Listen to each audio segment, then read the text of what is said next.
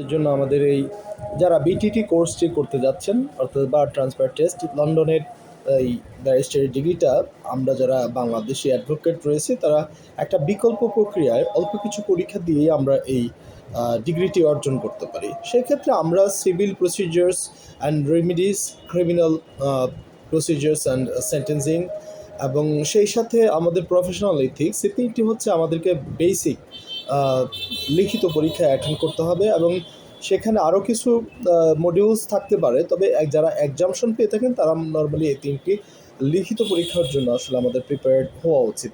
তো আমরা আমাদের এই ভিডিওর মাধ্যমে আপনাদেরকে প্রয়োজনীয় যে টিউশন আমরা সেই ক্লাসগুলো নিতে থাকবো। আপনারা আপনাদের অভিজ্ঞতাগুলো আমাদের সাথে শেয়ার করবেন এবং আমরা মনে করি যে আমাদের এই গ্রুপটি থাকলে আমরা যারা এই বিটিটি কোর্সটির প্রতি আগ্রহী আছি তাদের জন্য অনেক মানে সহজ হবে এই বিষয়টির সাথে মানে আমাদের প্রিপারেশনটা নেবার জন্য। তো আজকে আমরা সেই সিভিল প্রসিজার্স অ্যান্ড রিমিডিজের চ্যাপ্টার 12 জাজমেন্ট উইদাউট ট্রায়াল, আমরা ইংলিশটাতে এটিকে বলে থাকে ডিফল্ট জাজমেন্ট।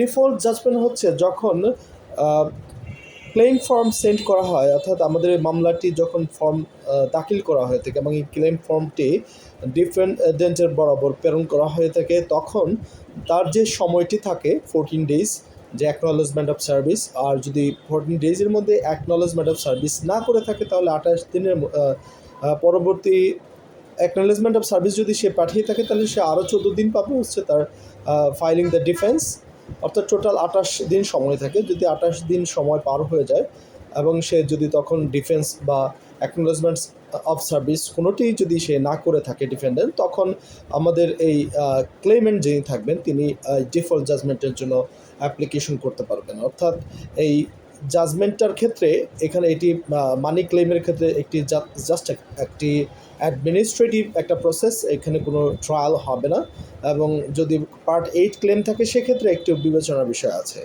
তো এই কারণে আমরা এখন ডিটেলসে আমরা এই চ্যাপ্টারটি আপনাদের সামনে তুলে ধরব।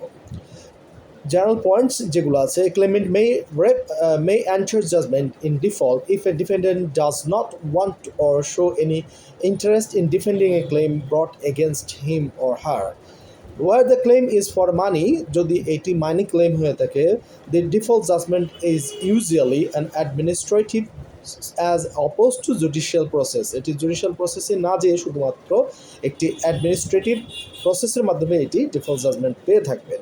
It is available from the relevant court office on request by merely filing a form. This requires no application to the court. এটা একটা ফাইলিং দ্য ফর্ম করেই আমরা রিলেভেন্ট কোর্টে সাবমিট করলে এটা হয়ে যাবে। এখানে কোনো অ্যাপ্লিকেশন টু দ্য কোর্টে করতে হবে না এবং কোনো হিয়ারিংও হবে না। Where it is a non-money claim, যদি এটি মানি ক্লেম ছাড়া অন্য কোনো ক্লেম হয়ে থাকে, সাপোজ এটি specific performance or any other types of claim, then an application to the court is always required. সেক্ষেত্রে আমাদের কোর্টে অ্যাপ্লিকেশন করতে হবে। It should be remembered that the duty upon the defendant to respond arises only when served with the particulars of claim, along with the response pack, forms of admissions, defense, and acknowledgement of service. A defendant can manifest his desire to defend in two ways after being served with the particulars of claim. Particulars of claim serve করার পর এখানে দুটো প্রক্রিয়া আমরা আগে বলেছি, সেই দুটো প্রক্রিয়া থাকবে। First, acknowledge service within 14 days. কোনো ডিফেন্ডেন্ট 14 ডেজের মধ্যে অ্যাকনলেজমেন্ট অফ সার্ভিস করে থাকে যে আমি পেয়েছি, এটি প্রার্থী স্বীকারপত্র দেয়, তাহলে সে আরও 14 দিন পাবে। Then within a further 14 days file a defence, আরও 14 দিন পাবে ডিফেন্স দাঁড় করার জন্য। আর যদি অ্যাকনলেজমেন্ট অফ সার্ভিস না করে থাকে তাহলে 14 দিনের মধ্যেই তাকে ফাইল এ ডিফেন্স করতে হবে। The time limit for filing a defense can be extended to 28 days with consent of the parties.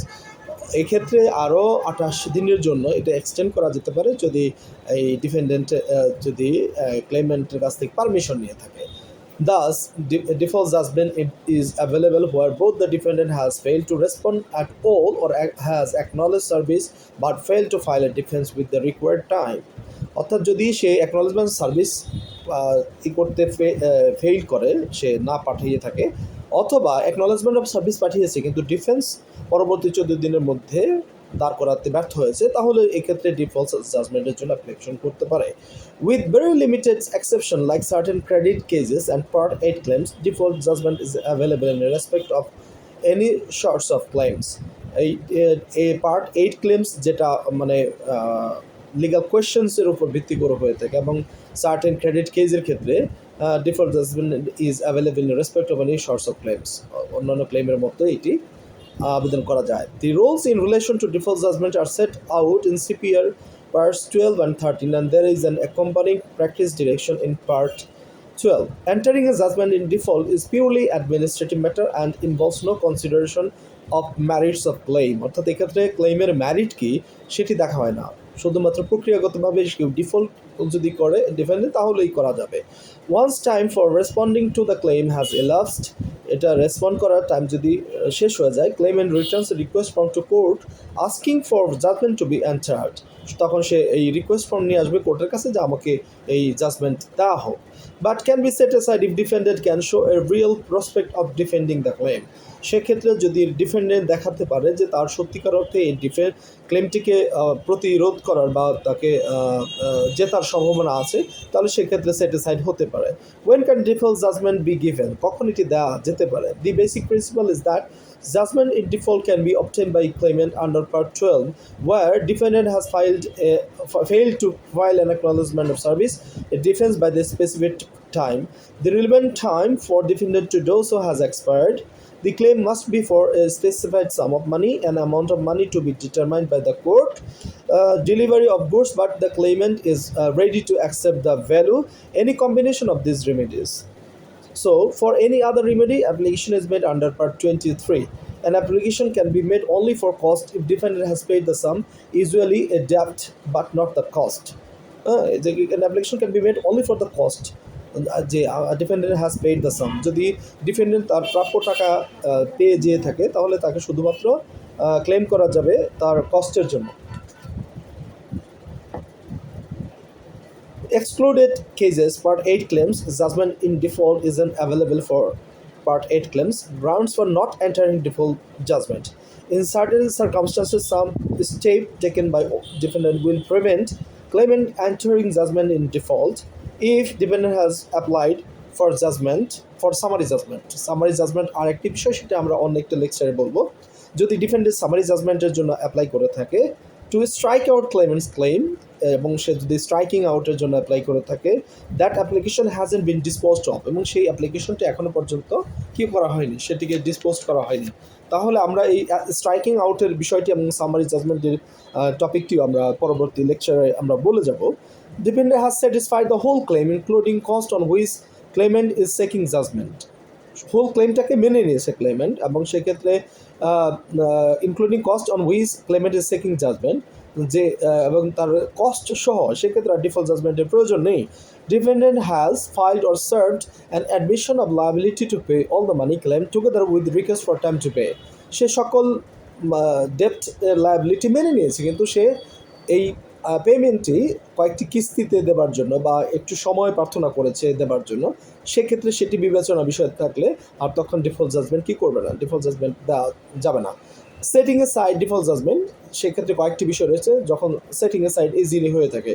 Court must set A side default judgement war it was wrongly entered, যখন ভুল করে entered হয়ে থাকে। The time for acknowledgement of service for or defence has not expired, অর্থাৎ যেই সময়টি আমাদের রয়েছে সেই সময়টি ডিফল্ট জাজমেন্টের এখনও পার হয়নি, তার আগেই যদি ডিফল্ট জাজমেন্টের অ্যাপ্লিকেশন করে থাকে তাহলে সেটি আর স্যাটিসফাইড হয়ে যাবে। Claim has already been satisfied before judgment was entered, claim has already been satisfied, এটা আগেই পুষিয়ে দিয়েছেন, অর্থাৎ মেনে নিয়েছেন ক্লেমেন্ট, তাহলে আর ডিফল্ট জাজমেন্টের প্রয়োজনীয়তা নেই। One of reasons default judgment should not be given is satisfied, এমন একটি কারণ যেটি মানে মিট আপ করেছে, যেটি সেই বিষয়টি যদি মিট আপ করে থাকে তাহলে ডিফল্ট জাজমেন্ট যে কারণে দেওয়া যাবে না, সেটি যদি সন্তোষজনক হয় তাহলে ডিফল্ট জাজমেন্ট সেট অ্যাসাইড হবে। Discretion to set aside, court will set aside or vary a default judgment only if court feels defendant has a real prospect of successfully defending the claim. It appears to the court that there is some other good reasons for it to be set aside or why defendant should be allowed to defend the claim. Court will take into account where the application to set aside has been made promptly মানে হচ্ছে সে জানার সাথে সাথে কত দ্রুত সে response করেছে সেটি আসলে নির্ভর করবে। সে যদি বিদেশে থেকে থাকে আর এর মধ্যে যদি এই কারণে সে রিসিভ করে না থাকে ক্লেম ফর্ম, সেক্ষেত্রে সে বিদেশ থেকে আসার সাথে সাথে কত কুইকলি সে রেসপন্স করেছে কোর্ট কিন্তু এটিও দেখবে এবং এটির উপরে ভিত্তি করেও কিন্তু সেটিসাইড হয়ে থাকে যদি এটি কোর্টের সম্পূর্ণ discretionary power. Setting aside on the merits, এখানে থর্ন ভার্সেস ম্যাকডোনাল্ড একটি কেস রয়েছে। The primary considerations are whether there is a difference with real prospect of success and justice should be done এবং prejudice to claimant also has to be taken into account এবং এখানে দেখতে হবে যে এই সেটিসাইডের ফলে ক্লেমেন্ট কতটুকু আসলে প্রেজুডাইজ হয় কিনা সেটিও কিন্তু, এবং সাম আদার গুড রিজনস রয়েছে সেখানে। Defendant was unaware of the proceedings where default judgment has been entered after the expiry of 14 days from the deemed date of service in a case where defendant did not in fact receive the proceedings. Setting aside is subject to court's discretions rather than as of right. আমরা এটাকে মনে করতে পারি এটা কোর্টের বিবেচনামূলক বিষয়, এটি দেন এটা রাইট হিসেবে আমরা যদি বিবেচনা করি সেটি রাইটের চেয়ে এটি কোর্টের বিবেচ্য বিষয়। Defender will have to show a defence with a real prospect of success. ডিফেন্ডারের দেখাতে হবে যে তার একটা মানে বাস্তবসম্মত মামলাতে ডিফেন্ড করার মতো তার সাকসেস হবার সম্ভাবনা রয়েছে।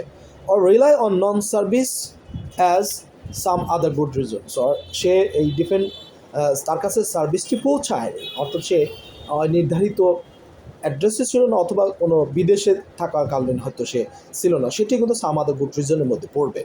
Failure to include response back, this may work especially if defendant is litigant in person.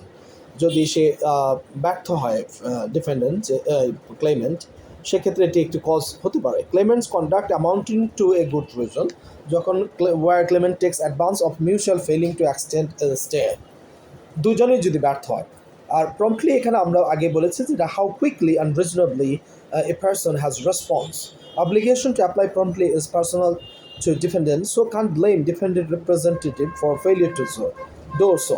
Where there is an undue delay, an application to set aside can fail purely on this ground. Setting aside on conditions. If court set aside a default judgment, it may do so on terms. কিছু শর্ত থাকতে পারে, কিছু শর্ত প্রযোজ্য হতে পারে। In most cases, the defaulting defendant will be ordered to pay the claimant's cost thrown away. May also order defendant to pay a specified sum of money into court to await final disposal of the claim. অর্থাৎ final ডিসপোজালের আগেই কিছু cost bear করার জন্য order দিতে পারে ডিফেন্ডেন্টকে court. As ever court's discretion should be exercised applying the overriding objective. এখানে কোর্টের ডিসক্রিশন ওভাররাইডিং অবজেক্টিভের জন্য কী করা যায়, should be exercised applying the overriding objectives, priority পাওয়ার ক্ষেত্রে। Stay of undefended cost. If none of the defendants to a claim file admissions or defense says claimant should enter judgment in default within 6 months of the period for filing the defense. এখন বোঝা গেল যে Clement যদিও defendant failure হয়েছে কিন্তু তার পরবর্তীতে 6 মাসের মধ্যে ক্লেমেন্টকে এই ডিফল্ট জাজমেন্টের জন্য অ্যাপ্লাই করতে হবে। যদি সেই 6 মাস অতিক্রান্ত হয়ে যায় তাহলে কিন্তু ক্লেমেন্ট আর ডিফল্ট জাজমেন্টের জন্য অ্যাপ্লাই করতে পারবে না। তখন যে কোনো party any party may apply to lift of the stay, তখন অটোমেটিক স্টে হয়ে যাবে 6 মাস পার হয়ে যাওয়ার পর, এবং তখন যে কোনো পার্টি কী করতে পারে, তখন সেটি লিফট অফের জন্য অ্যাপ্লাই করতে পারে, সে ডিফেন্ডেন্ট হোক আর ক্লেমেন্ট হোক। Entering default judgment, money claims and claims for delivery of goods. Default judgment are available simply by filing a standard form request. No hearing, এই ক্ষেত্রে কোনো হিয়ারিং হবে না, কারণ এখানে মানিটা স্পেসিফিক, সাম অফ মানি ওর কোনো ডেলিভারি অফ গুডস আমি দিয়েছি কিন্তু সেটার ক্ষেত্রে মূল্যটা আমি প্রাপ্তির জন্য অপেক্ষা করছে, তো মূল্যটা এই ক্ষেত্রে নির্ধারিত। যদি মূল্যটা নির্ধারিত না হয়ে থাকে সেক্ষেত্রে court will decide the amount of money the defendant need to pay. Non money claims, যদি এই ক্লেমটা ডিফল্ট জাজমেন্টটা যদি নন মানি হয়ে থাকে, মানি ছাড়া অন্য কিছু মানে স্পেসিফিক পারফরমেন্স হতে পারে, ইকুইটেবল রেমিডি যেগুলো রয়েছে, তাহলে defendant doesn't defend the claim, a judgment can be obtain only at a hearing where judge will decide whether to exercise court discretion. এক্ষেত্রে কিন্তু হিয়ারিং হবে। Where equitable relief is sought, an application must be made to the court for default judgment rather than just making a request. এখানে to the court for default judgment rather than just making a request. Money ক্লেমের ক্ষেত্রে শুধু একটা request পাঠালে হবে, request form পূরণ করলে হবে, কিন্তু এক্ষেত্রে হিয়ারিং হবে। Money and goods claim where permission is required, কি কোন কোনো ক্ষেত্রে দেখা যাবে যে পারমিশনের প্রয়োজন। Where dependent is a child or protected party before applying for judgment claimant must apply for appointment of a litigation friend to represent the person under disability. On the application for judgment, the evidence must satisfy the court that claimant is entitled to the judgment shall, where the claim is for or includes cost other than fixed cost, যখন মানে কস্টটা fix থাকে না তখন court should এটাকে determined. Where the claim seeks delivery of goods where defendant is not to be allowed the alternative of paying their value due to rare or irreplaceable nature of the goods, this relief is discretionary. Where the claim seeks delivery of goods, যখন Clement চাচ্ছে যে আমাকে অবশ্যই এই প্রোডাক্টটা যেই প্রোডাক্টটার জন্য আমি অর্ডার করেছি সেটি আমাকে দিতে হবে, এটার মানে রিপ্লেস আমি নেব না বা এটার পরিবর্তে অন্য কিছু সম্ভব না, যখন আমরা অ্যান্টিক কোনো কিছুর কথা বলি তখন সেক্ষেত্রে কিন্তু সেক্ষেত্রে defendant is not to be allowed the alternative of paying the value, অর্থাৎ আমি তখন ডিফেন্ডেন্ট বলতে পারবে না যে আমি জিনিসটা দিতে পারছি না তারপরে আমি টাকাটা পে করবো, সেক্ষেত্রে court will decide. This relief is also discretionary, এটাও কোর্টের উপর নির্ভর করবে সে মানি বা অল্টারনেটিভ অন্য কোনো ওয়েতে তার এই ডিমান্ডটা ফুলফিল করতে পারবে কিনা। Final judgment and judgment for an amount to be decided, two main types of judgment obtainable in money claims. যদি অর্থের ক্ষেত্রে হয় তাহলে final judgment defendant must pay a set amount of money usually within 14 days, 14 দিনের মধ্যে এই টাকাটা দিতে বলবে। আর damages to be decided by court, liability has been established but all questions relevant to the damage or interest payable yet to be determined, যখন cost অথবা damage হয় বা ইন্টারেস্ট আছে সেটাকে ডিটারমাইন করার জন্য কোর্টকে সময় দিতে হবে বা কোর্ট সেটা লায়াবিলিটি এনশিওর করেছে, বাট এই যে কস্ট অর্ডার এবং আমাদের সাথে ইন্টারেস্ট অর্ডার সেটা কোর্ট ডিসাইড করবে।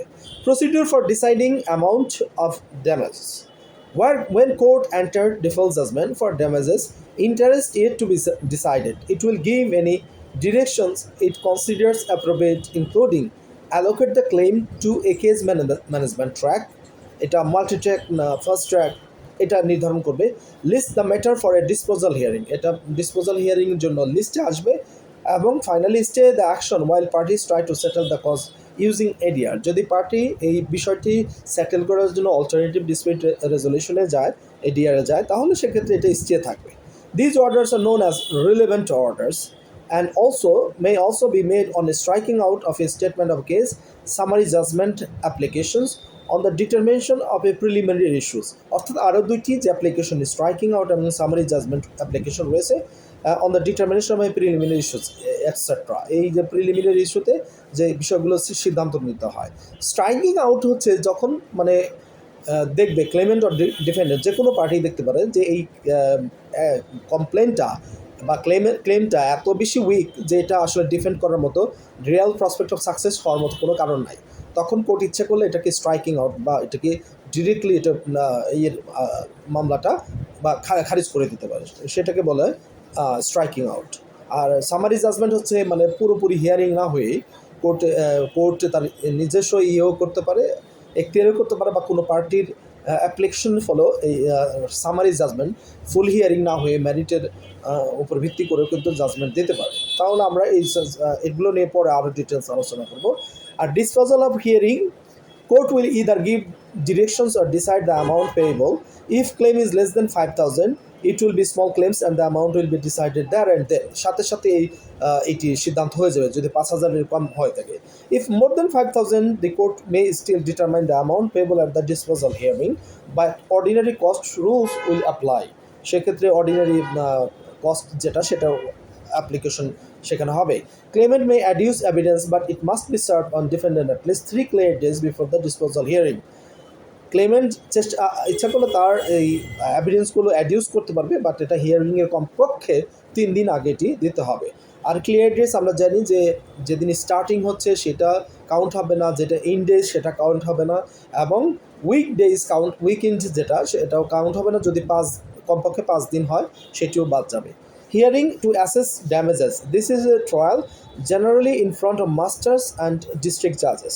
Direction made will include timetable for disclosure of documents and exchange of witness statements and for an admission of expert evidence. তাহলে হিয়ারিং টু অ্যাসেস ড্যামেজেস, এই expert এভিডেন্সের সিদ্ধান্ত নেওয়া যেতে পারে যে এক্ষেত্রে আসলে কত ড্যামেজ হয়েছে। কোর্ট যদি সেক্ষেত্রে মনে করে আমাদের এক্সপার্ট এভিডেন্স বা এক্সপার্টিস ডাকা দরকার আসলে ক্ষতিটা নির্ধারণ করার জন্য, তাহলে তারা এই ক্ষেত্রে সেটাও করবে।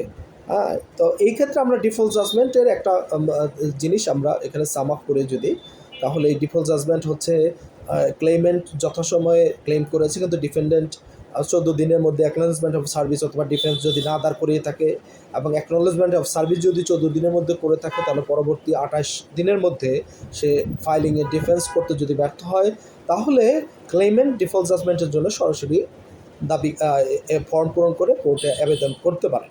সেটা যদি মানি ক্লেম হয় তাহলে আর কোনো হিয়ারিং হবে না, কিন্তু নন মানি ক্লেম বা ইকুইটেবল রেমিডি যে হয় সেক্ষেত্রে হিয়ারিং হবে। এখানে দেখা যাবে যে ক্লেমেন্টের যে দাবি সেটা ডিফেন্ডেন্ট যদি রেসপন্স করতে ফেলিওর হয়, তাহলে পরবর্তী 6 মান্থের মধ্যেই এই ডিফল্ট জাজমেন্টের জন্য অ্যাপ্লাই করতে হবে। যদি এটা করতে ব্যর্থ হয় তাহলে প্রসিডিংস স্টে হয়ে যাবে, এবং স্টে যদি হয়ে যায় তাহলে যে কোনো পক্ষ পরবর্তীতে সেটাকে আবার অ্যাপ্লিকেশন করে সেটা আবার রানিং করতে পারে, এবং সেক্ষেত্রে আবার সেটিসাইড হওয়ার কিছু পসিবিলিটি আছে, সেটা আমরা আলোচনা করেছি। আপনাদের যদি কোনো কিছু প্রশ্ন থাকে বা কোনো এক্সপিরিয়েন্স শেয়ার করার থাকে তাহলে আমাদের সাথে শেয়ার করবেন। ধন্যবাদ। এটি ডিফল্ট জাজমেন্ট 12 দ্বারা civil remedies and litigation and রেমিডিজের। ধন্যবাদ।